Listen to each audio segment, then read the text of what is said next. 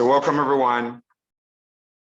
Very excited, very grateful to be on with everybody. My name is Dr. Harry Benjamin, and we're building what's called the Wealth Creation Project. This aspect of what we do is to really help people on the alignment side, to make sure that we're aligned from the inside out so that we can actually think clearly. And then when we can think very clearly, we can take the right actions necessary to achieve whatever it is that's important to us on an individual level. So we jump on here and we have conversation talks, and oftentimes we have individuals. We have an invited guest today, a friend of mine, BC Ubo, and someone that I had a mentorship relationship with in Nigeria while I was there building a business, and she was a part of it. And we got talking about the idea of becoming more and removing some of the limiting beliefs that we inherited from our environment, our parents, our school systems, all the various structures that we grew up in. And she embraced the teaching, made a great difference in her life. So we were to have her on. She's trying to get on. I don't know if she's gonna get on because she's in traffic. And in Nigeria, some of us know when you're in Lagos, you're planning to be at a certain place at a certain time. Her car is full of children. There's a lot of noise. And she has young children, so it's going to be very difficult for her to get on. But she's going to try. She sent me a message that she's going to try. So hopefully she gets to join us. If not, that's fine. There'll be another day for that. But we're going to roll right in. So welcome, everyone. I heard different voices. Welcome, Abigail Scola, Annette, Vivian, Victor, Perminus, and, Mark. Welcome from Siam. We have another Williams here, and, so many great people that are on here. So welcome from different parts of the world: Nairobi, Nigeria, Trinidad, and the United States of America so far. And of course, you're going to have more. So today, just to kind of buttress a bit of what took place in terms of sharing, and then we'll also have some interaction with one another to really just flesh things out so that we can grow and become more. And I remember, we'll get to hear from her at some point when she gets to join us, either today or in the future, but just to use that experience to really explain the benefits that one can have when one is maturing and one is growing and one is, expanding one's awareness. And, I remember the first time I was doing a seminar, and, this voice screamed out in the seminar, not screamed in a bad way. It was a good scream. It's like, ah, like, something, when something hits you, like a brick, like a piece of information hits you, and all of a sudden this big light bulb turns on in your mind, and something that you were not aware of, or something that was holding you back, you suddenly realize that this is what was holding us back. Like Irene had an experience like that earlier this week when she realized that there was something she was doing which was totally wrong, and she also realized what was the right thing to do. So that became a big light bulb in her awareness. Some people call it an insight, an inner seeing, where all of a sudden you see what was blind to you before, or what you were blind to before, suddenly becomes something that you see and feel like a sense of relief, a sense of joy, a sense of excitement, and sometimes you scream, right, in a good way about that experience. I remember we're in that meeting and she screamed. And thereafter, started asking me a bunch of different questions.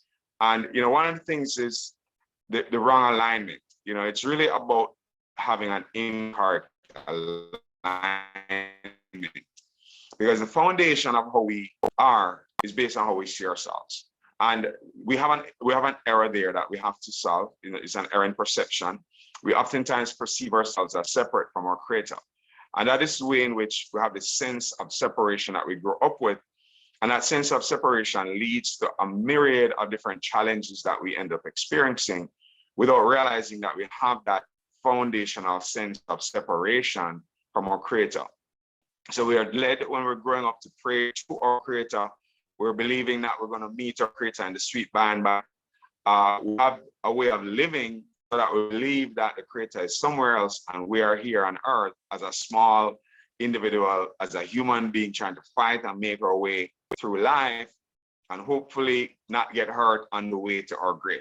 So that misunderstanding of the nature of ourselves causes us to live life in reverse. It causes us to live life as outside in. It causes us to live life as against others and as against us.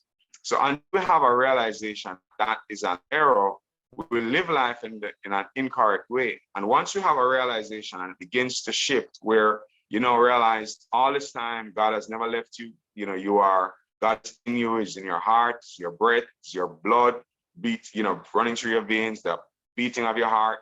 Once you come to realize that, then you realize that theoretically, and over time you practice and you've now come to realize that what happens is that you become imbued and prepared to go into the world and be much more effective.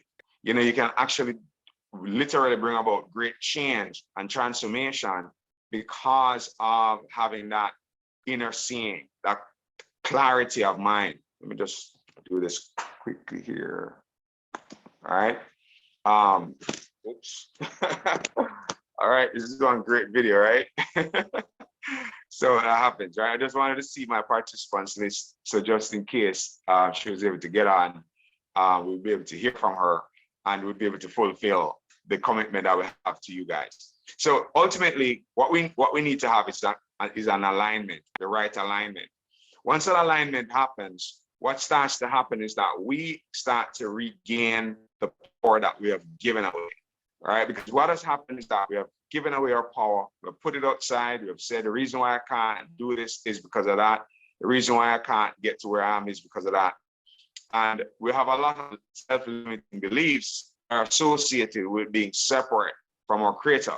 And all of those beliefs interfere in our ability to be able to express the true nature or gifts or talents or capacities or strengths. So until we have that awareness, until we become aware that, okay, I'm not separate. Okay, you know what? That was not true. That was a mistake. That was a belief that I got from our forefathers. That was a belief I got from my parents or my teachers, or as I was growing up, they didn't know any better.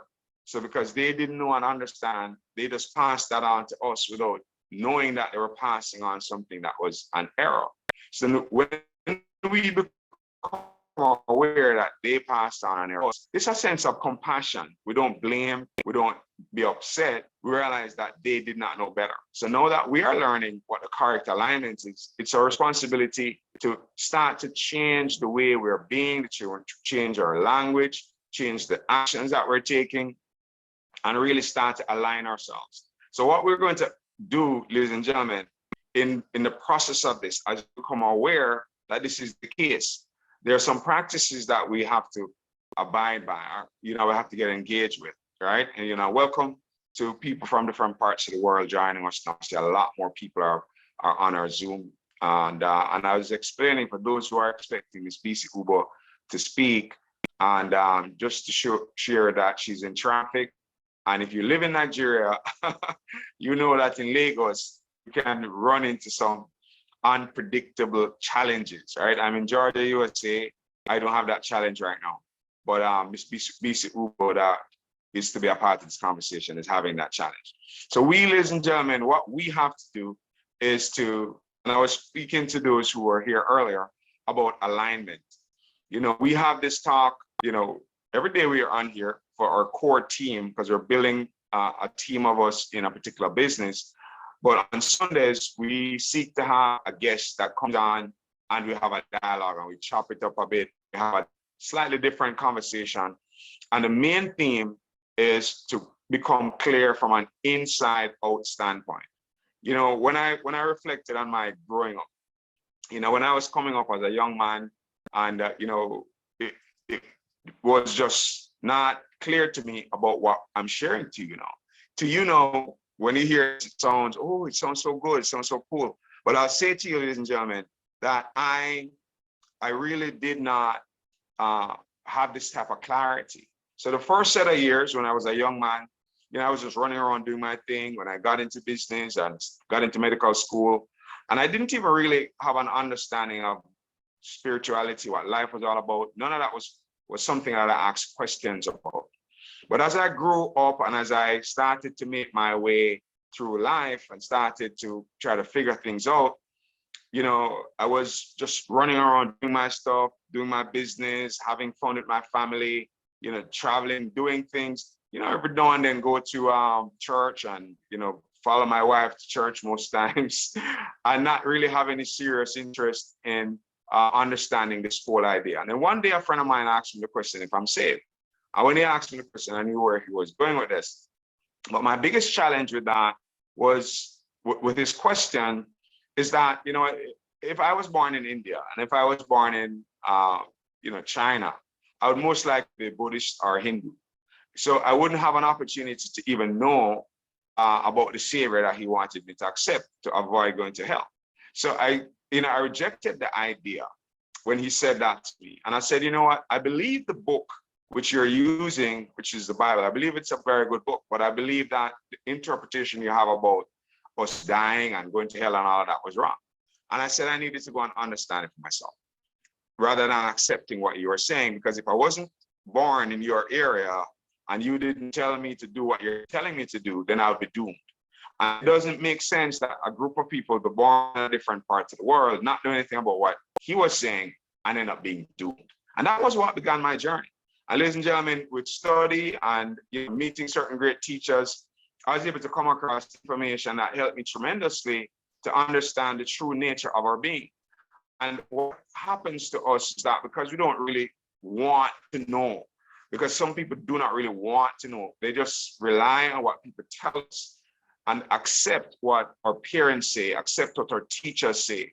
We go to a religious building and we simply accept what they say to us, and we do not use any of our own intelligence. We do not use any of our own querying mind and questioning mind. I remember, as you get a chance to hear from BC, if she's able to jump on today, but just looking at that, ladies and gentlemen, one of the things that she said is that in her experience and with the teachers that she grew up with, from a teaching you a religious standpoint, they were not wanting you to ask any questions. They did not allow you to ask the tough questions, what happens when you really die, and then, they'll tell you not to ask certain questions, and they would dumb you down and want you to accept what it is that they say and what they believe. And what happens is that if they are wrong in what they say and what they believe, then they pass on what is wrong to us. And that's what happened to a lot of us. We inherited a lot of perspectives and points of view simply because somebody else said it so. And as a result of that, a lot of us live an unfulfilled life because we're living a life trying to fill ourselves up with something outside, which is an error. So we go about trying to fill ourselves up with a relationship, try to hopefully find the right spouse. And then, we try our best to develop a family and keep that family together to be happy. And then we try our best to get a good way of living in the world with job and business to be able to generate money. Or we may try to do something in the world to feel good about ourselves. So these are errors. But what happens is that once you started to realize that nothing is wrong with you, there's nothing missing from you, that you're created perfect, whole, and complete from the beginning. And you came here to have a human experience, and that we are spiritual beings that are having this human experience. When you come to realize that, it changes the context of how you live, because you're no longer going into life trying to do anything to add to yourself, trying to do anything to feel good, feel better. You're able to go in and give value in life because you're coming into a relationship with another feeling good. You're not going to the relationship to try to get good feelings from the relationship. You're going into the relationship feeling good, and therefore you can contribute to that relationship in a much more effective way. So this teaching is fundamental to really understanding and having the right perspective so that we can truly move in a way that keeps our joy, keeps our peace intact while you're going into the world. We often hear we should be in the world, but not of the world. And a lot of people do not really understand the depth of it. Because being in the world meaning I'm here, you're here, we're on the Zoom, we're connecting, we're doing stuff, we're building a business, we're growing, talking to one another, we're doing great things in the world. But what happens is that we should not take a sense of being okay and feeling good from the world. We need to be of a higher vibration. So we should be in the world of a higher vibration. What we need to do is to be of peace, of joy, of love, of intelligence, of wisdom.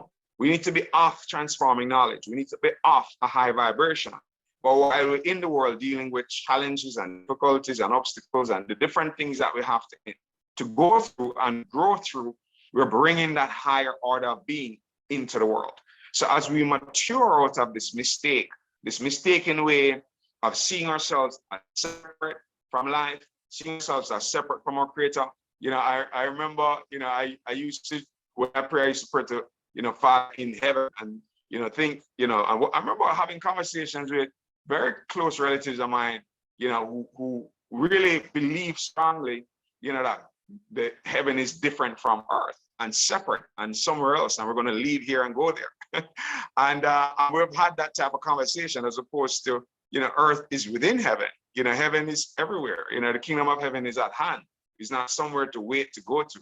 And that mistake and that misunderstanding causes people to live life different from how it's really designed to live. So we have to make that adjustment and correction and bring about a sense of knowing that we're whole, that we're perfect and complete, because we believe in ways that we're imperfect, but really perfect at our core and our center. And perfection unfolds and reveals itself in an imperfect way. So it seems imperfect, the way things happen, where things are not based on how we want them to be. And it seems that way. But the truth is that the perfection is always there. It's like this moment is perfect. There's nothing missing. Everything is working. Everything is fine. We may, from time to time, Zoom breaks down, say it's not perfect. No, it is. In that moment, whatever it is, it is. So there's a sense of wrestling that we carry on with, and that is where the sense of, things are not the way they should be. Now, when you're okay from within, where's the practical side to all of this? Where's the practical side to this? The practical side to this is that, and let me just double check, see if Miss BC Ubo is able to join us. Okay, hopefully. I'm not sure if she is going to be able to join us, because she says she's in our car and the children are there and there's a lot of noise going on in the car.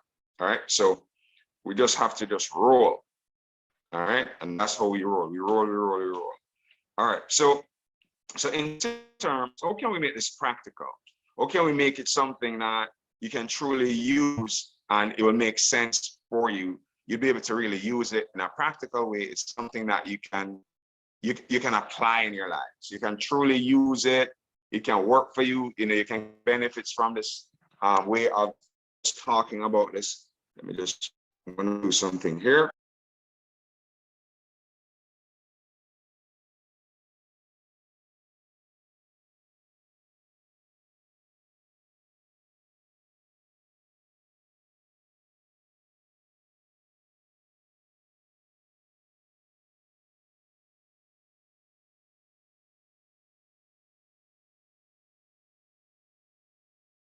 All right, great. I want to make sure that the audio. Loud and clear.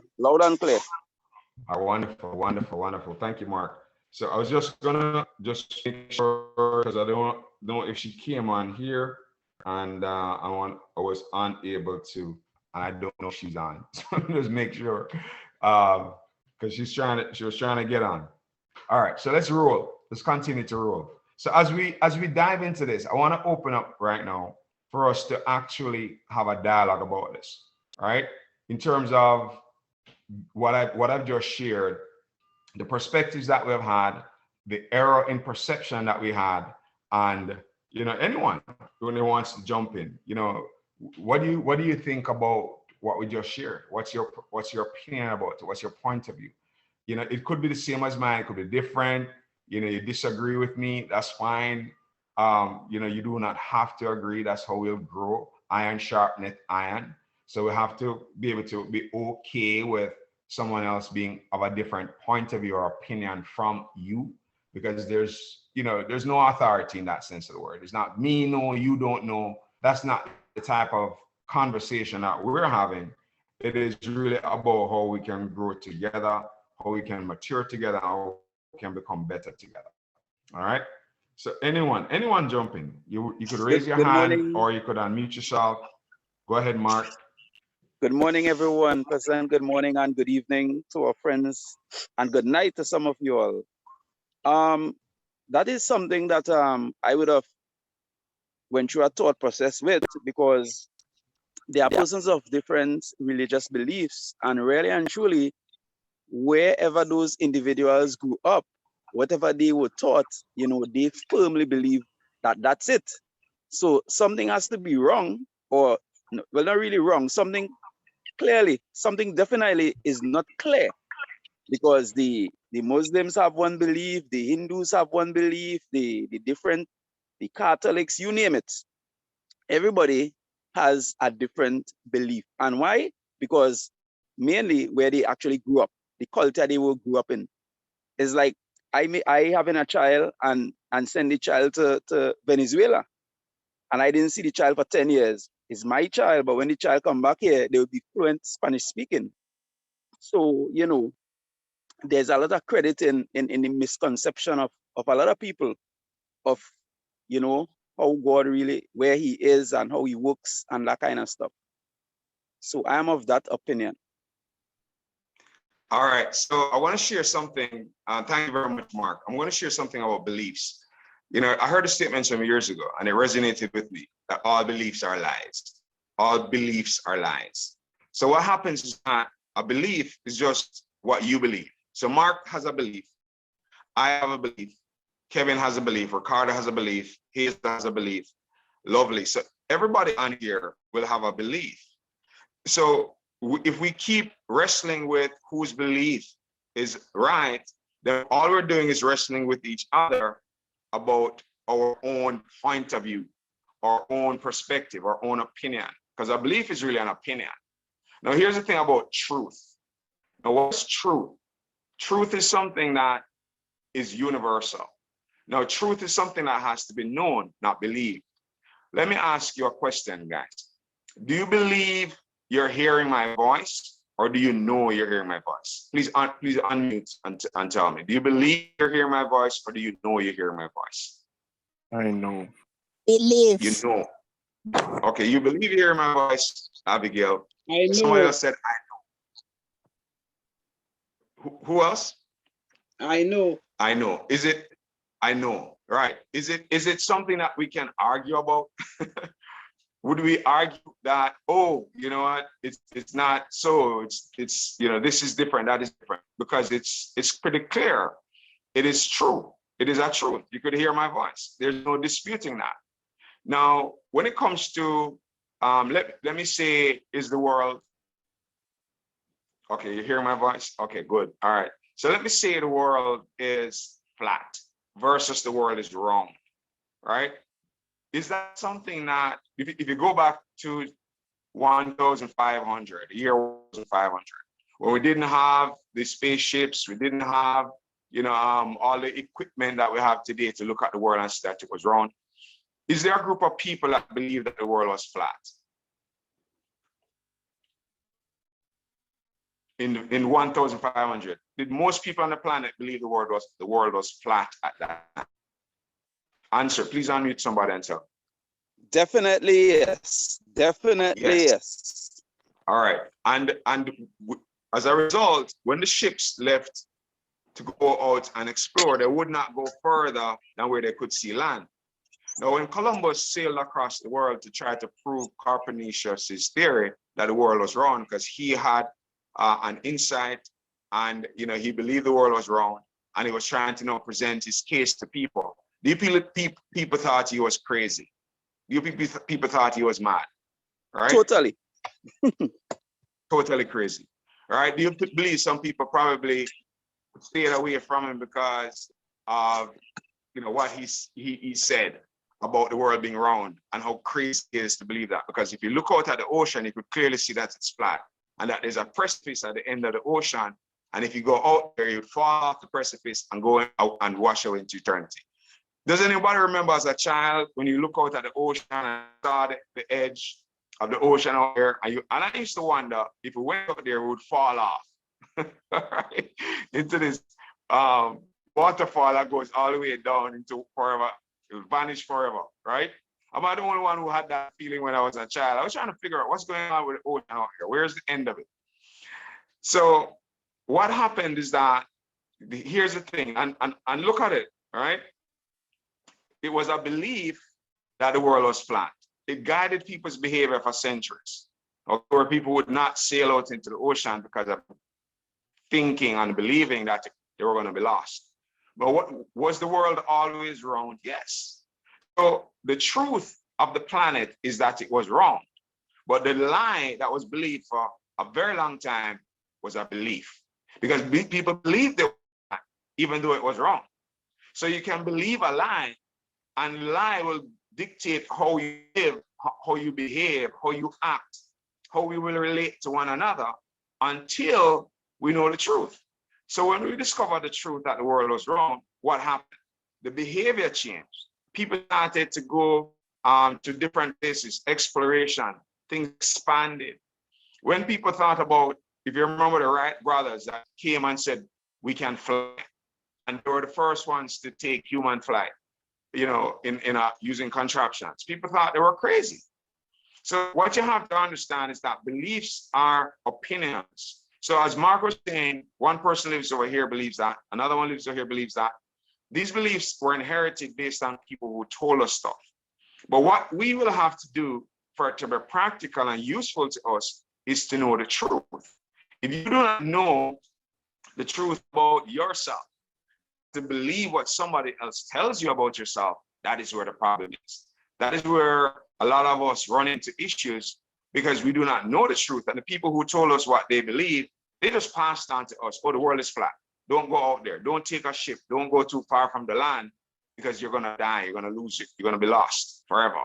So that way of living is what causes a lot of what called conflict.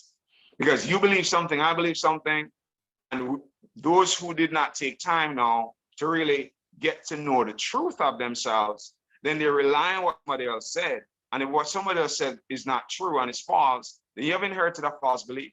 That false belief is going to drive your thinking, is going to drive your perceptions, is going to drive your emotions, is going to drive your actions. And you're going to be limited in what you're doing because of inheriting something that we take time to evaluate. So anything that I say should be checked. Anything that I share with you is something that you should check with your own intelligence. Does this make sense? Right? Because if it makes sense, then we'll be able to make progress. But if it doesn't make sense, we're going to have a blockade. So for each of us, if it doesn't resonate with you, figure it out. If I say something or we're in the discussion, something comes up that, man, you know what they're saying to me, or what he said, or what she said, or what that person said, is not something that resonated with me. So what we should do, ladies and gentlemen, is check our beliefs at the door. Check them. No belief should go unexamined. If you make that a philosophy, somebody type that in the chat for me.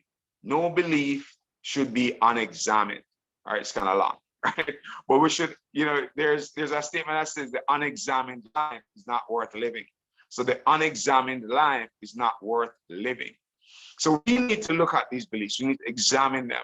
Because beliefs, in Jamaica, we used to say beliefs kill and beliefs cure.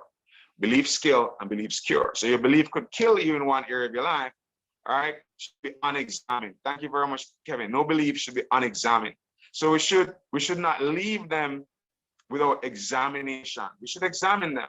When somebody gives us something, oh, this is what I believe. This is my opinion. This is what you need to believe. This is what you need to believe. And they're telling you what you need to believe. And if someone just swallows what they say, this is what you believe, or you'll say, or some people say, this is what we believe in. And then what happens is that they try to gather people into a belief, and that belief may not be true. And if that belief is not correct and is not true, and you're believing in something that's not true, then you're going to be limiting yourself according to that. And that's why the statement says, you shall know the truth, and the truth shall make you free. So we have to know the truth. We have to come to know what is true. We cannot just simply walk around with what other people are saying, or things that we inherited from our parents and our culture. And we do not take time to examine them. We do not take time to evaluate them. And that's what hit, BC Ubo, that had a big turnaround, and of course, at some point, we'll get to hear from her today, which is unfortunate that she went into that issue, why she couldn't come on. So for those who are here expecting to hear that dialogue, really just want to, appreciate your tender, loving spirit of just recognizing that life happens, especially in Lagos, right? Lagos, no excuse, but you can get stuck. All right. So, ladies and gentlemen, understanding that. So, thank you, Mark, for bringing that out. Remember, all beliefs are lies. All beliefs are lies because they're not the truth. There's a difference between the truth and a belief. When something is true, we don't need to argue. There's no argument because what is true is true. You know, are you hearing my voice? Yes. There's no argument about that. Is the world round? Today we would agree, but a few hundred years ago, you could have ended up in a psychiatric ward for saying that the world is wrong. They call you a witch, and you could have been put on the stake in the year 1400s. That's what happened to people that did not conform to the society's norms. They would have been literally burnt at the stake because they're considered to be witches and wizards in the year 1400 and 1300. So today, thankfully, we're able to express our beliefs and our different points of view, and nobody will take it to the stake, right? But it used to happen. So anyone else, thank you, Mark. Anyone else wants to weigh in on that? Because this is open dialogue. Even if you're new to this one, this is your first time jumping on here, it's open dialogue. So you could jump in and just say what your perspective is. Nobody's right or wrong here. It's just points of views, okay? And you're free to share it and express it. Anyone else? Anyone else wants to jump in? Mark, thank you for that. Looking to see someone else jump in here and just no particular order. You can raise your hand. You don't have to raise your hand. You can just unmute mic and just share your point of view as it relates to what the beliefs that we inherited, the things that led us wrong. So here's the simple summary of that, right? As we're seeking to wrap this up. Here's the summary of this. Now, when you believe that something outside causes your irritation, your annoyance, for example, and when you get to hear, I love her story, and I was really looking forward to sharing that with you guys and hearing her share it, where she used to have a switch for each of her three children. And she had their names written on each switch, right? So our three children, she had a switch for each one, and their names was written on each switch. So she had a switch specifically for each child. And whenever they misbehave, she would take the switch to beat them whenever they misbehave and then wrong. Now, what happens is that the reason why we use a switch to beat the child is because we think the child needs to be, disciplined, right? To be able to grow up a certain way. And some of us grew up with that. I grew up with the strap. So the thing is that when we feel irritation because somebody around us, the child, did something that's annoying and irritating, and we take up the switch to beat them so they stop doing that annoying thing, right? They stop, maybe banging a spoon on a plate. Let's use that as an example. So the child gets a plate, the child believes it's a drummer, and the spoon is banging on the plate because to the child is playing music. But to the adult, unmute and tell me if that would sound fun and exciting to hear the child bang, bang, bang, right? I'm banging the plate or banging a pot with a spoon. I'm making what sounds to us like noise, right, Kevin? Would you feel as an adult, would you feel somewhat irritated or annoyed that the banging noise is there, right? Unmute and tell me somebody, as an adult and a child is there banging a pot with a spoon, would it make you feel annoyed? Anyone? Yes. Yes, right? Irritated. Thank you, Kevin. So what happens is that because it's not melodious, if the child was able to bang it out and it sounded like music, then it would be melodious, right? And we may even want to hear it. Now, because we are adults and the child is small, what tends to happen? We tell the child to stop, right? If the child doesn't stop and keeps banging, what do we then want? We want to use the fact that we're adults to use our switch. Say, look, I'm going to spank you if you do not do what I tell you to do. So what happens is that what the child's banging up we could have said, wow, in the future, you're going to be one of the greatest musicians in the world, right? You're going to be an amazing musician. Maybe your gift is to be a drummer. Maybe your gift is to be a musician while you're banging the spoon on the pot, right? And add to the possibility of the child becoming a great artist versus taking out the switch and beating the child for the child to go back instead of liberating the gifts. So what happens is that what the child is bringing up is not irritating music. The child is just banging something and it's resonating with us in a way that brings up irritation and annoyance. Now, the thing about the irritation and annoyance that's coming up, it's energy that's been recorded in history, either in our personal history or maybe our ancestors before us. He's just trying to have fun, right, Kevin? But what happens is that the noise that it's seemingly making to our ears is bringing up irritation and annoyance from something that we recorded in the past. You know, maybe we had a bad experience with loud noise and it was, you know, something that hurt us and made us feel somewhat down. So we have a record of that loud noise that we have energetically speaking inside of us. And when the child makes that similar noise, it triggers an energy that reminds us of an experience that we had before that wasn't enjoyable. And to stop the feeling of the irritation and annoyance, we want the child to stop so that it stops bringing up that emotion.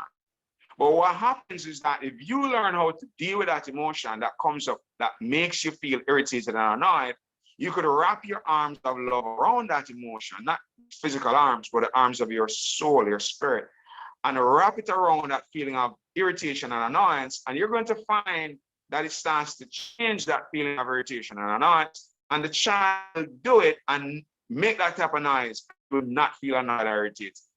You know, I've been through that because I remember when our children's behavior used to somewhat throw me off a bit and it's annoyed or irritated, and I use those words. But over years of meditating, I'll tell you that after, if they could come, they could be sitting down making all the noise, they're playing, they're screaming, and you know, they're making a bunch of noise. And I would not ever say, hey guys, you know what, I'm irritated, I'm annoyed, stop. You know, the only time I'll probably at this stage ask them to slow that down is if I'm busy working and I'm working on a project and I say, hey, you know, I'm on a Zoom, you can't be doing that right now because I'm on Zoom. So the power of this is that you'll be able to have control from inside out and not things happening outside in that control us. And hopefully that analogy resonates with the using the child banging in the pot is an easy example, because BC that you'll hear from eventually, she used to beat the children for the little things that they're doing like that. And then after she started meditating for a while, because we talked about it and we spoke about different things, and she started practicing meditation. One day, one of the children said to her, "Mommy, you haven't beat us in a while," right? She just stopped beating them. And she said it brought tears to her eyes, right? I have it on a video that she spoke on my channel that we spoke in Lagos. And it brought tears to her eyes that, you know, she was beating them for things that they were just being children. They were just, you know, having fun, trying to bang a pot, a spoon on a pot or whatever. They were just being children, trying to have a good time, being exploration oriented and wanting to do something exciting. And in trying to do that, we as adults, because we're bigger than them, physically speaking, we use that size.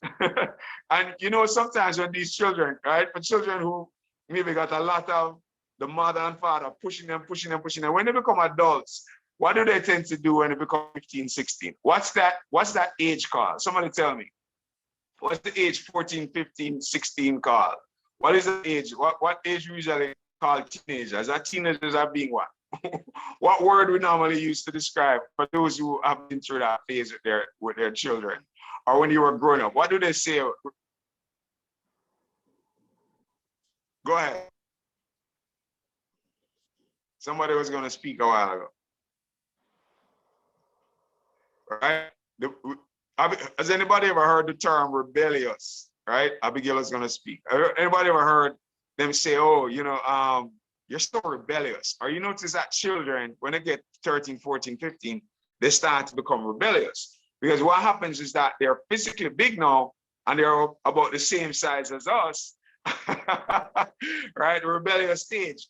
Because what happens is that they're dealing with all of the pushback that they got when they couldn't do anything. They were too small, you know, the children are beating them down, adults are beating them down. So now that they're physically big, it's their time to say, oh, you want to try, you want to say something now, and then boom, they're pushing back again because of what they had to suck up, right? So that's just the emotional reaction from that. So this process, ladies and gentlemen, and this conversation that we're seeking to have is how to move beyond that way of being, how to move beyond those errors, those mistakes. And one of the key things is to examine our beliefs. Do not let any belief go unexamined. Do not just swallow what somebody else tells you just because they say it. What we need to do is to examine what people say to us with the intelligence of our own mind and see what they're telling us has any merit. Is it even useful? Right? It's very important to do that. That's why the unexamined life is not worth living. So we have to examine all of these areas. And in the process of examining areas, you'll start to realize that there are some beliefs that we had gotten that are not true, but we have just been living them because of what we're told. You know, not understanding things like, you know, the words that we speak are the words that will become our life experience. And we speak a lot of words that become our life experience that we do not want. A lot of us talk about what we do not want, as opposed to focusing on what we want. You ask somebody, you know, would you like to have, you know, what type of man would you like to get married to? What type of woman would you like to get married to? You know, what type of, you know, where are you going? You know, where are you going in life? You know, and they'll immediately tell you where they're coming from. They won't tell you where they're going, they'll start where they're coming from. Or you say, okay, so what type of husband do you want? What type of wife do you want? They immediately tell you the type they don't want. I do not want the one that does this. I do not want the one that does that. I do not. So we focus a lot on what we do not want. And our mind is focused in that way, not realizing that what we're doing is that wherever the attention goes, the energy of the universe flows. Someone type that in the chat for me. Wherever your attention goes, the energy of the universe flows. So you are going to be putting energy into what you do not want, as opposed to bringing energy into what you want. So learning the orientation of us relative to our creator is very important, because it puts inside of you the power and also gives you the responsibility and ability to be able to go out and do what it is that you need to do, and not advocate and push away your power onto reasons why this is this, this is that. Because a lot of the beliefs we have are driving our behavior without knowing, right? Wherever, right? Thank you, Kevin. Wherever. Kevin type, whenever, but that could work. Wherever. So wherever you choose to put your attention, the energy of the universe flows there. So when we understand that, that's how we are. That's how our design is, ladies and gentlemen. You're going to be able to reclaim your power. Because what we've done is we've given our power over to areas in our lives, right, where someone else or something else has power over us. Where, oh, the reason why I can't succeed is because of this. The reason why I'm not doing well is because of that. You know, and what we've done is that we've pushed away our power and given power over areas instead of realizing that, okay, what do I need to develop to be able to arise above that? What do I need to cultivate in me to go beyond that? And that's what we need to do. When we recognize that it is in us, the power, the strength, the capacities, the peace, the joy, the love, the wisdom, the genius, when we realize that all of that is within us, what's going to happen is that you will now reclaim your power from places and areas in our lives that we had given our power to. Once you start to reclaim that power and you focus now on what you want, and you stop thinking about what you do not want, you start focusing on what you do not want and start to focus on what you want. Start to look at what qualities you want to see in an individual. And when you start to look at the best in an individual, you bring that out of them and you bring that out of you. What tends to happen to us is that we tend to look at what's not right, what's not working, what's the worst thing in our situation, what's the worst thing in that person. So once we start to clean that up, ladies and gentlemen, we now start to recalibrate the way in which we're living. We start to change the way life flows and the way we grow and the way we express ourselves. So all of those things start to come into order, but it begins with correcting the initial error that we inherited. Because we inherited this error to believe that we are separate from our creator. That's the foundation error. The first error that we have is to believe that you and I are separate. We're told that we're meeting our creator in the street by and by. We're told that, you know, the kingdom of heaven is somewhere else and we're here. We're told that we're only human beings, which is one of the biggest lies. and we're not aware that we're spiritual beings having a human incarnation, and you have the opportunity to describe how you're going to experience this incarnation. Are you going to say the child is banging the pot and it's making a noise? Or will you say the child is birthing their musical gifts and talents? Because if you say that they're making a noise is associated with irritation. If you feel irritated and annoyed, you might end up taking a switch to beat the child, to beat out of them this bad behavior of using the spoon to play on a pot. When what the child is trying to do is to practice their skill set of being a musician. That could become one of the big musicians in the world. And you as a parent beat it out of them because you felt irritated and annoyed because they were doing something that was not aligned with how you thought it should be. So ladies and gentlemen, when we start to realize how much nonsense we have done, we'll start to make changes. And it happens in so many different areas. I'm using that one analogy. I think that analogy is cool, where a child beating a pot and using that as the reason to beat the child, as opposed to looking at the child as a genius in development that's now starting to practice their genius skills as a great musician in the future. So ladies and gentlemen, that's our conversation today. We're gone well over the time that we should have been on here. And BC sends her apologies, obviously, because of that challenge. She'll come back on here another day. I'm sure she'll get the end of that part right. Traffic blows us off, guys. That's just how it is in Nigeria. In Lagos, not all of Nigeria, but sometimes it happens. So before we go, any comments before we jump off of here? Any comments from anyone before we bless everybody and close this down? Any comments from anyone? Any other comments? Anyone else wants to jump in?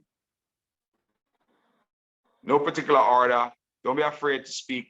I know Abigail, Mark are the main ones that Kevin tend to speak. But Victor, anyone else you want to say something? Fine. I know not everybody loves to speak publicly in the beginning. Go ahead, Mark. Yeah, while everyone gathering their thoughts to probably make a contribution, I want to just take the time to welcome the new guests that we have here online. Thanks for joining us this morning. Wonderful, man. A friend of mine is going to be on here next week, Sunday. He's on here today. I think he just jumped on at last minute. He's going to be on here with me next week, Sunday. Augustine Omo Ifo. Are you able to unmute yourself, sir, and just say hello to some of my friends, different people from different parts of the world? People on here from Kenya, Nigeria, Trinidad, Jamaica, the US so far. And I see Femi, another friend of mine over there in Nigeria. But Augustine, can you unmute? Is it possible? I know sometimes we're not in a place to unmute, but he's going to be. Hello, Go ahead, Augustine. Good afternoon, everyone from Nigeria, from Lagos, Nigeria.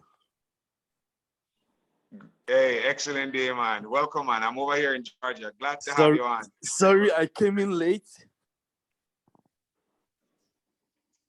That's cool, man. That's cool. You want to tell everybody about who you are? Next week, you and I are going to have a conversation on the Zoom for the benefit of the individuals that were seeking to embrace in a discussion about, having the right orientation, having the orientation that God is within us as our breath, as our beat, as the thoughts that we're really thinking at a higher level, as opposed to God is somewhere in the sky, God is over there somewhere, and we're waiting to go meet our Creator in the street by and by. And then becoming awake and aware to our spiritual gifts and talents and capacities. That's what the conversation took place about today. And then next week, you and I will be able to chop up things that we've spoken about, and then have people contribute and have a Q&A as well.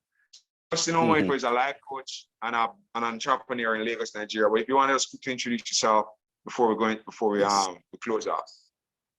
Yes, my name is Omoifo Augustine. I'm a holistic life coach, mind, body, spirit coach, based in Lagos, Nigeria.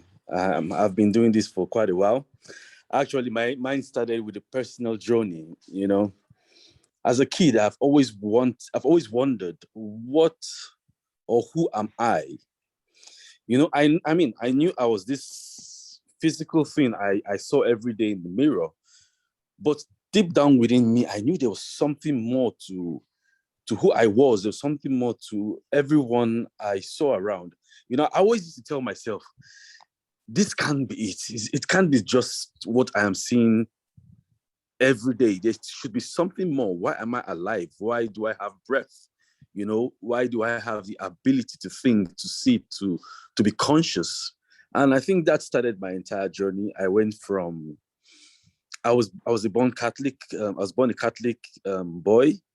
I went to other religions. I tried Islam. I even tried Scientologist.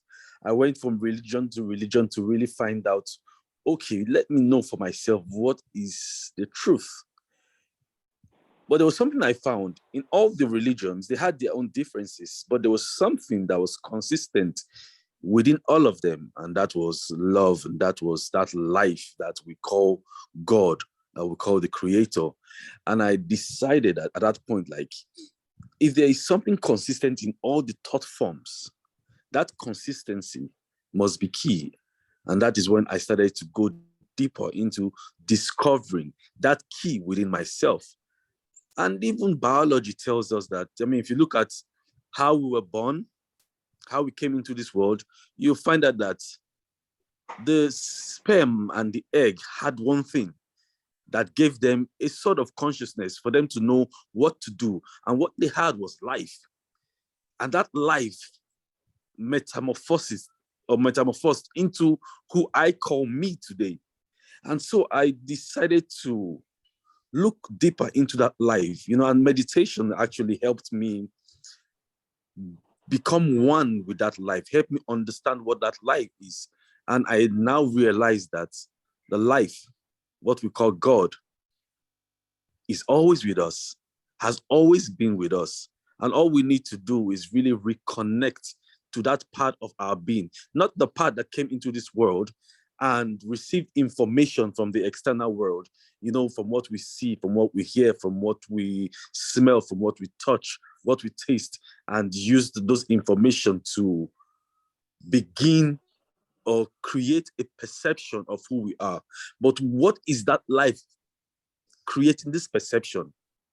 And so the minute I could divorce myself a little bit from that perception, I rediscovered that life that I am.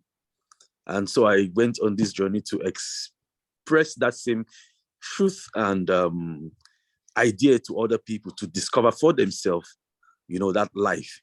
What we have been taught growing up is you have to follow a certain dogma that is external instead of going within. I mean, I still, there are a lot of the concept from religion that is so powerful, but yes, it has been misinterpreted. You know, it tells you to go within. God is within. You know, discover God within. Discover, but most people don't even get to understand that within is within themselves. It's not within any world. It's not external from any world. So a lot of people forget to or even neglect chasing or seeking from the truth within themselves. You know, in Christianity, it says, seek from the spirit and the truth. Say those who worship God must worship in spirit and in truth. In truth, it's within yourself. The spirit is who you are. So if you want to seek in spirit and in truth, you must seek in all honesty to yourself and from the truth of who you are. And that's all we really need, you know, to discover this wonderful power, this wonderful nature that we have. Thank you, Dr. Benjamin. I don't want to start talking too much today. I think next week will be. Thank you very much. We'll be out there, yes. Next week Sunday, you and I will have a few minutes together, and people get to grow. You know, Ifo and I, we've been on Instagram a couple of times.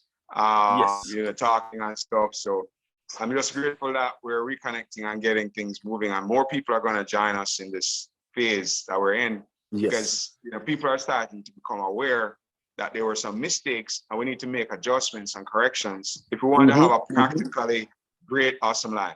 So thank you very much for sharing that. Really appreciate you. And, thank you so much for having me here. Yeah, next week Sunday, man, you and I will chop it up and we'll promote for people to come on and participate. And guys, feel free to come on and talk and ask questions.